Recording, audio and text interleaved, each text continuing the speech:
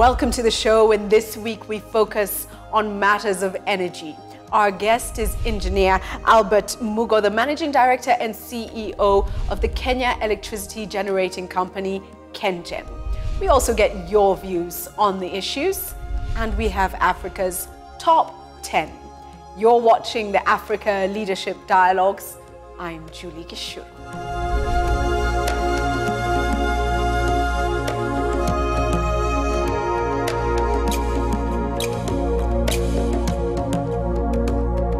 This week on the show, I'm joined by Engineer Albert Mugo, who is the Managing Director and CEO of KENGEN. KENGEN is engaged in the business of developing, managing and operating power generation plants to supply electric power to the Kenyan market. It operates in 4 generation modes: hydro, geothermal, thermal and wind. Albert Mugo previously worked at the Kenya Pipeline Company and the Kenya Power and Lighting Company. He's credited with spearheading several of KENGEN's key projects, including Kipevu 3 in Mombasa and the 280 megawatt geothermal plant in Olkaria. Engineer Mugo holds a Bachelor of Science degree in Electrical Engineering and a Master's of Business Administration, both from the University of Nairobi. KENGEN is the leading electric power generation company in Kenya, producing more than 70% of the electricity consumed in the country. KENGEN has just completed the development of 280 megawatts, one of the single largest geothermal projects in the world, bringing the company's geothermal capacity to 478.1 megawatts. In addition, KENGEN generates 25.5 megawatts from its Ngong wind farm and has recently signed a memorandum of understanding with Meru County to develop 400 megawatts of wind energy. The company's total installed capacity is 1,579.7 megawatts.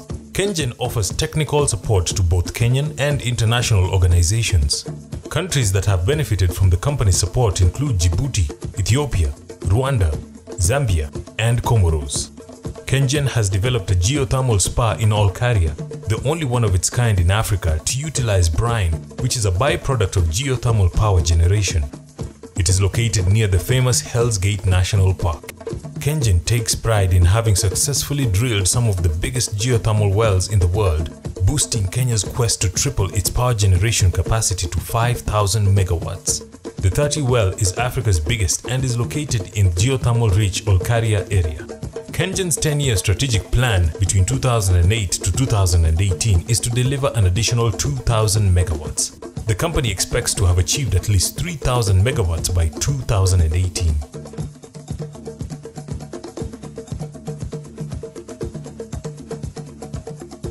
This week's episode is shot on location at the Olkaria Geothermal Spa in Naivasha.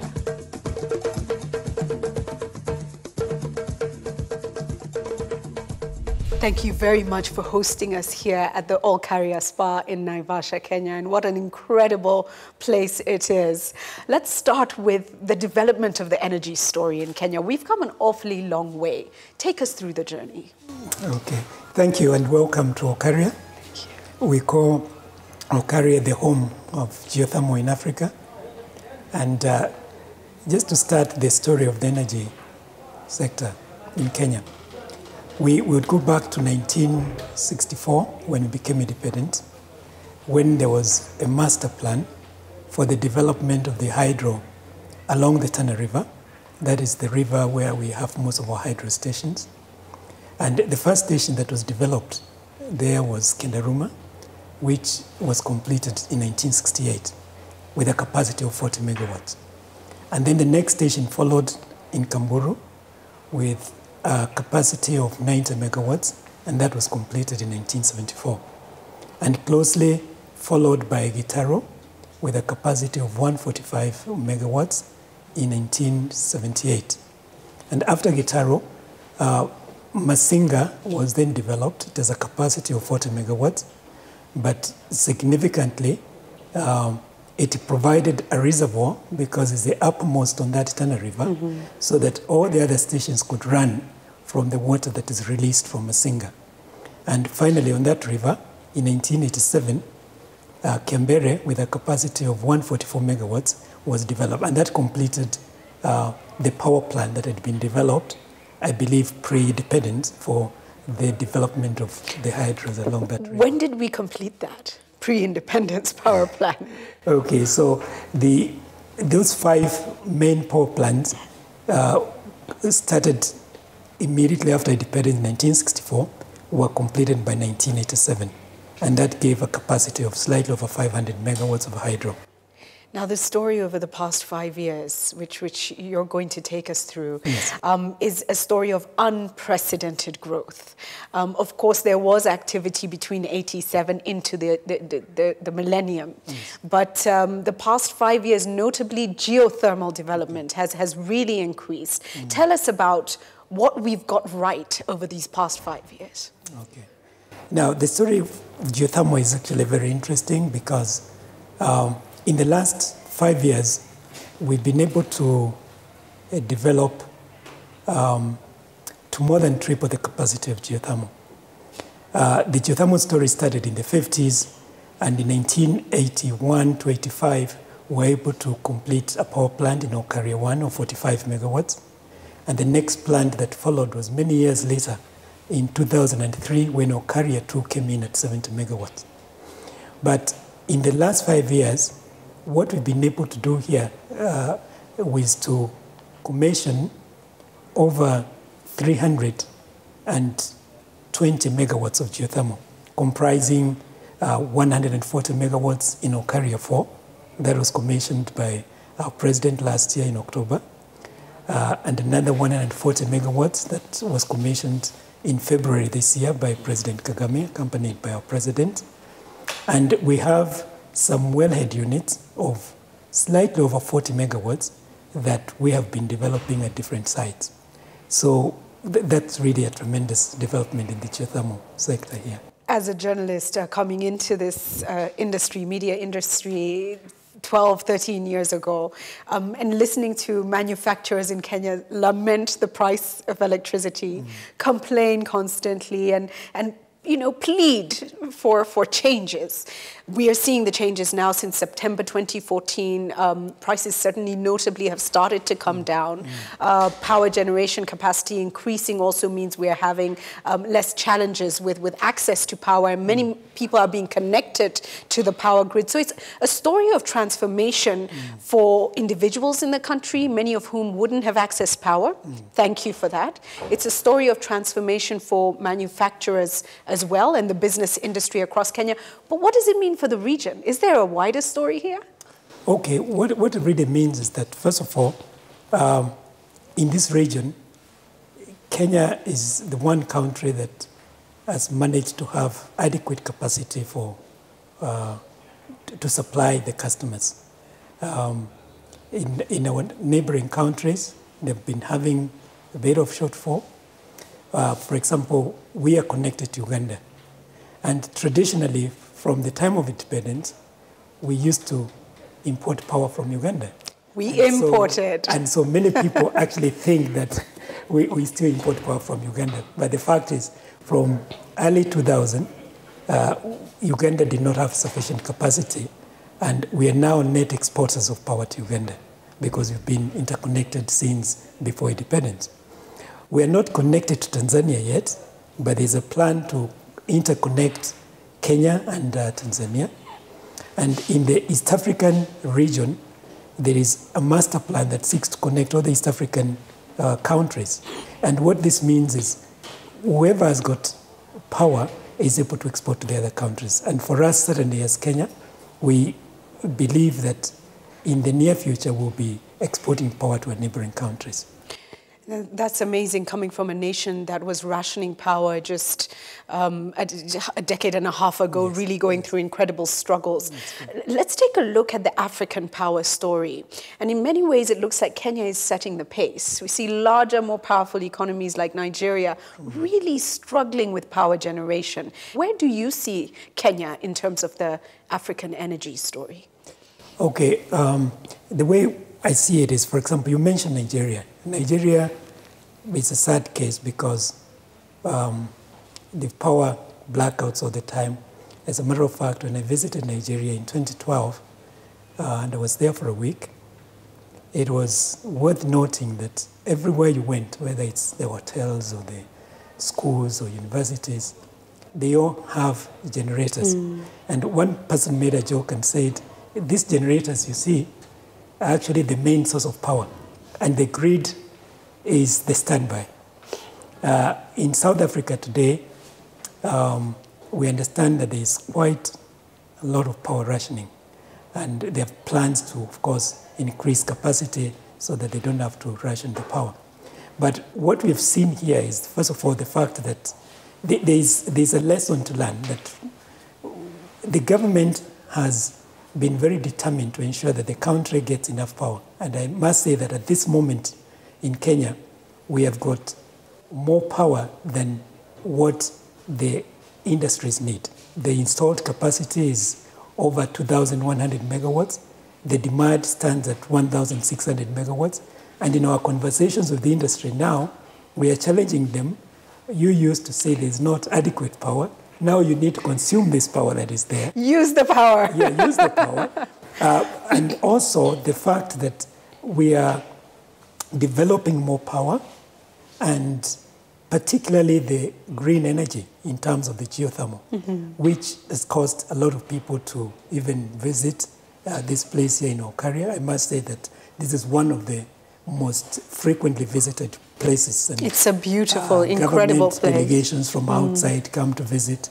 Last night I was at a reception at the British High Commission because they have people who have come from UK and they want to come and see what Kenya is doing in this field, because geothermal is not very well developed in Africa.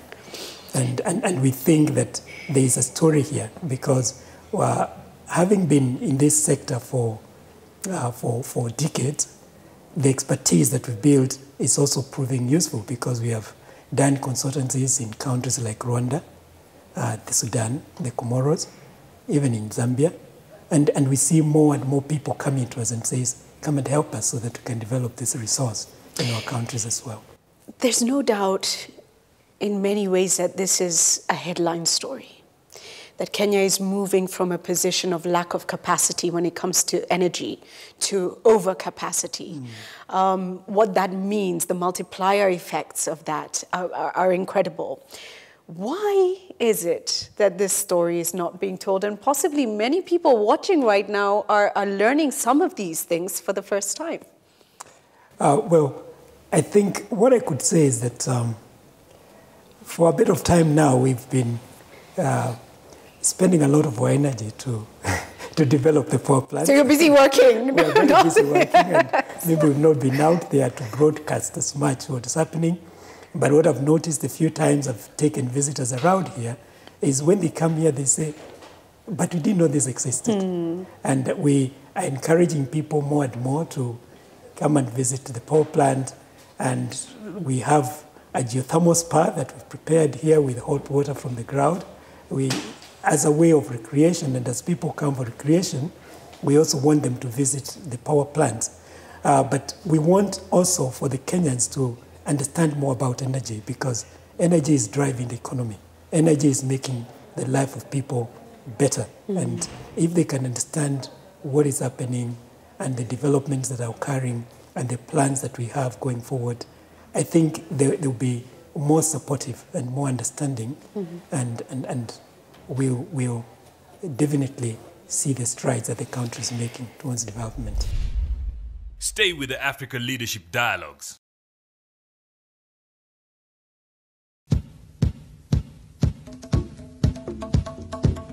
Very often we beat ourselves up as Africans, and we focus on the worst in us. And we can miss the gems. We can walk past the opportunities. Do you think this is a problem that we need to confront? Yes, I think we need to confront this problem. Sometimes you also fail to appreciate that the natural resources we have, we can make use of them. And one of the things we, for example, have come up with is the fact that with the steam that we have here, we are using some of it to generate power. We think that there is scope for some of that steam to be used in process industries, such as textiles and paper industries. And that's why currently we are just about to commission a consultant to look at a master plan and provide us with a blueprint of an industrial park where industries can set base. We can provide cheap electricity for them, cheap and reliable, because the electricity will not have to be transmitted over long distances, and most of the disturbances in the power supplies from the transmission and distribution. So if they set up base next to the generating plant, they'll get stable power. Secondly, they'll be able to get steam for their boil. Instead of having boilers that require some other sources of fuel, they'll be using steam that comes straight from the ground. So there is really scope that has not been realized before from even a place like this where we are generating the geothermal power as well as steam. So geothermal and hydrothermal are by a vast majority of the power generation in Kenya today. What is the wind energy story and what's the solar energy story? Okay, yes, currently you're right. Geothermal for the first time is generating more power than any other source. Previously, hydro dominated the generation mix, but now the geothermal is generating between 48 to 50% of all the electricity that we need. Hydro is at about 35%, and the balance comes from thermal, and some very small percentages coming from wind, because KENGEN has got about 25 megawatts of wind plant at Ngong Hills. But what we see is that in future, there's a lot of interest in wind, and because there's good potential in Kenya. There's very good wind in the northern parts of Kenya. There's good wind in the Meru area, and KENGEN is planning to, in the next phase of our development, to develop up to about 400 megawatts of wind.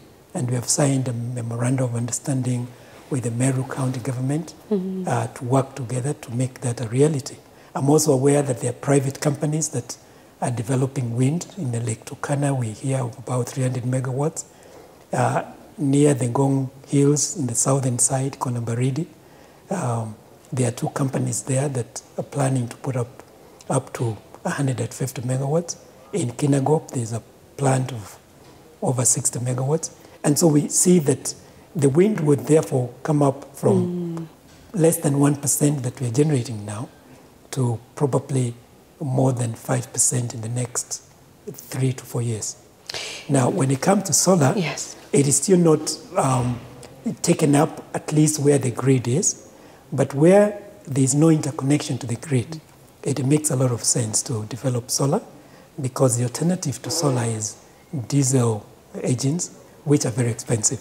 But solar, at the moment, because it's a little more expensive than the other sources.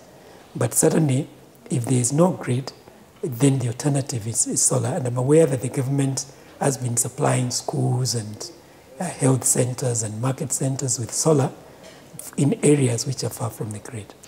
Where could Africa be if she gets her energy issues sorted out? I think Africa, as you know, has been said to be the fastest growing continent right now. And energy is an agent for development.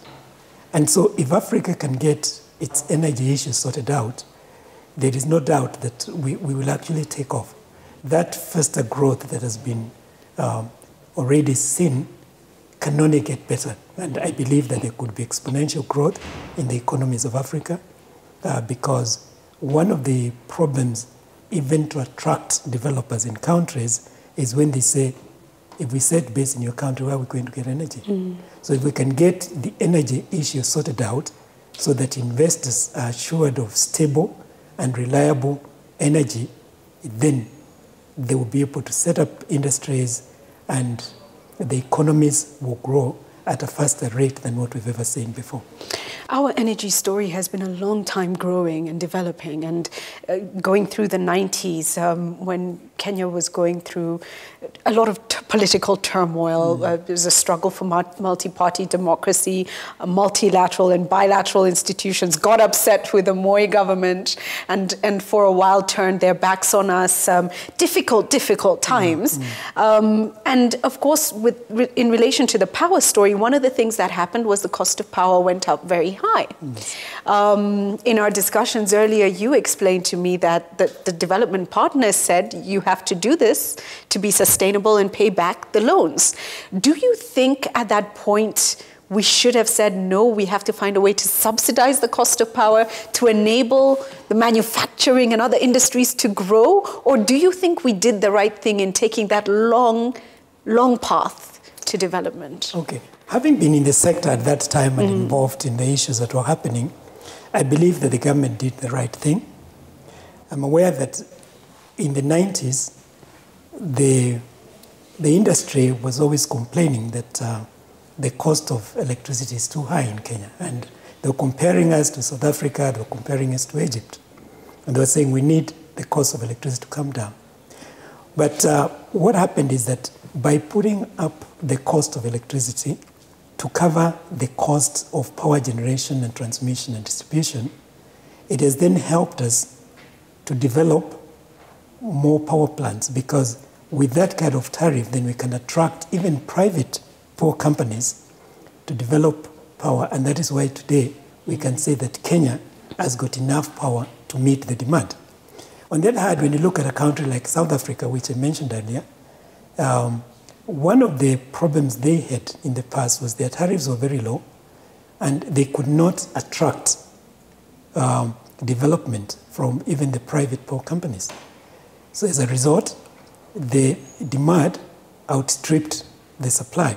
And so currently South Africa is rationing power, and they have had to raise their tariffs, electricity tariffs, in order to attract the power developers. So it's already coming at a cost of even not having that power. So that was a right decision to make, to ensure that the electricity tariffs meet the cost of production.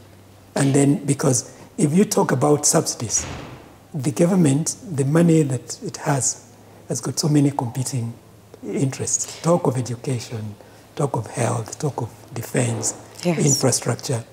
And so if you wait to develop through the subsidies that the government can give, it is not a model that's sustainable. So that tough walk was necessary. Yes. And we see ourselves coming out of it now. This week is a big week for Africa because it's the launch of the free trade area.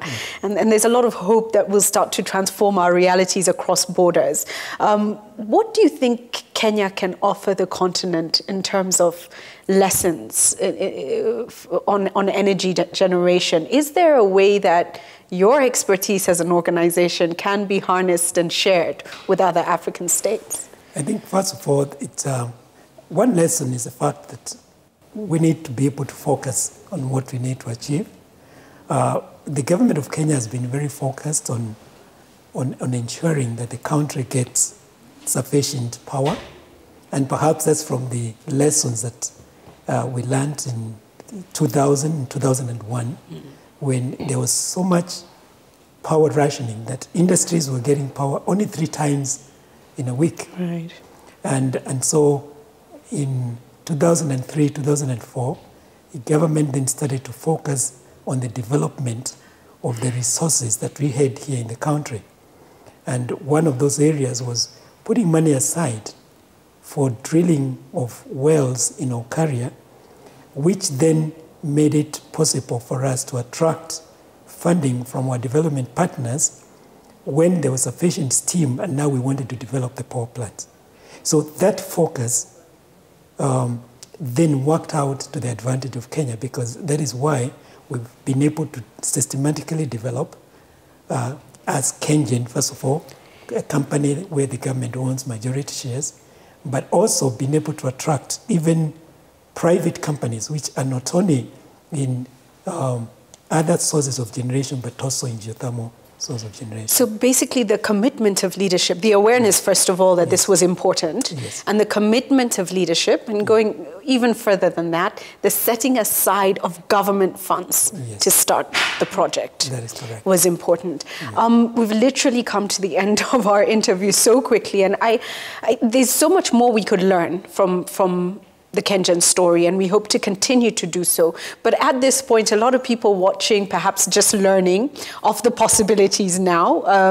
What is your message to the African continent at this time? I think more than anything, in your position, you have come to see, you've seen the difficult times, and you now are seeing overcapacity in an area that really holds so much promise for the continent. What message then do you have for Africans on how we can transform our continent? Please look at the camera. Okay, I think my message to Africa as a continent is that people are looking for stability, both at the political front, stability of the economy. They're looking for stable power so that they can invest and be assured that their production is not interrupted. And when the environment is right, there's no doubt that we can make this continent to be the kind of continent everybody wants to live in, including having our brothers and sisters who are out in other countries coming back because they are sure that they have a future. So we need stability of all the things that make life more comfortable. And the governments, as well as the companies such as KENGEN that are operating, need to be focused on ensuring that the work that we're doing creates this stability. Thank you so much for joining us on the show. Stay with the Africa Leadership Dialogues.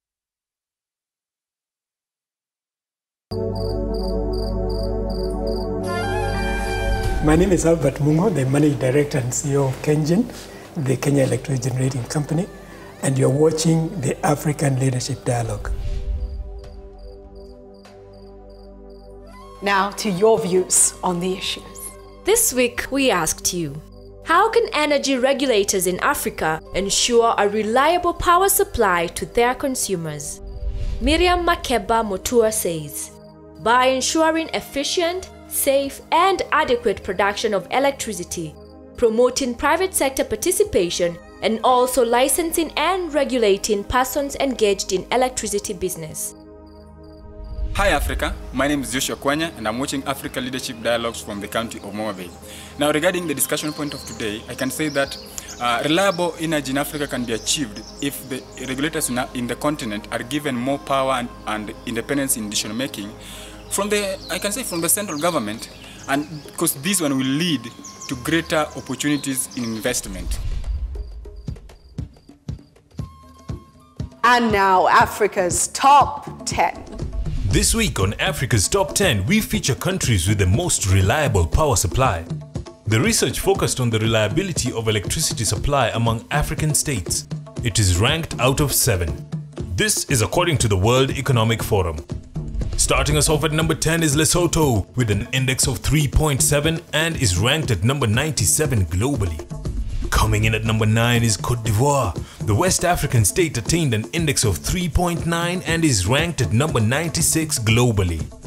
Positioned at number 8 is Kenya. The East African country is ranked at number 95 globally with an index of 3.95. Taking the number 7 spot is Rwanda. The country attained an index of 4.0 and is ranked at number 92 globally. Slotted in at number 6 is Algeria. The North African state is ranked at number 91 globally with an index of 4.02. Seychelles comes in at number 5. The island nation attained an index of 4.8 and is ranked at number 75 globally. Tunisia takes the number 4 spot with an index of 5.0 and is ranked at position 65 globally. Positioned at number 3 is Namibia. The South African state is ranked 52nd globally with an index of 5.42. At number 2 is Morocco with an index of 5.49 and is ranked at position 48 globally. And at number 1 this week is Mauritius with an index of 5.4 and is ranked globally at position 45. And that's Africa's Top 10 this week. Our African proverb to close, as always, is quite profound, and it reads, "If you close your eyes to facts, you will learn through accidents." And so seek information, seek knowledge, and gain understanding, lest you learn through accidents. Blessings to you, and blessings to Africa.